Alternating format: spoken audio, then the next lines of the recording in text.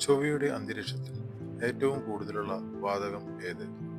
ഉത്തരം carbon dye oxide. ശുക്രൻ അന്തരീക്ഷത്തിൽ ഏറ്റവും കൂടുതലുള്ള വാതകം ഏത്? ഉത്തരം കാർബൺ ഡൈ ഓക്സൈഡ്.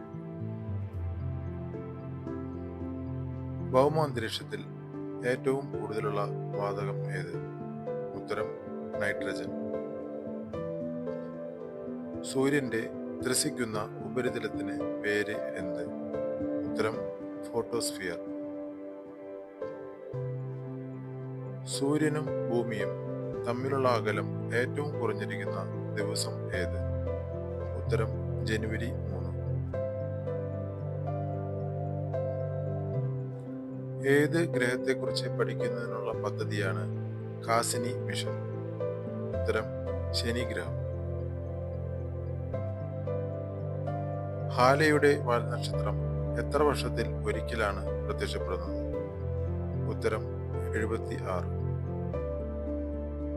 സൗരയൂഥത്തിലെ ഏറ്റവും വലിയ ആസ്ട്രോയിഡ്? ഉത്തരം സെറസ്. പ്രപഞ്ചത്തിലെ ഏറ്റവും വലിയ നക്ഷത്ര സമൂഹം ഏതാണ്? ഉത്തരം ഹൈഡ്ര. ഭൂമിയെ ചുറ്റാൻ ചന്ദ്രൻ എത്ര സമയമെടുക്കും? ഉത്തരം 27 ദിവസം. Thanks for watching.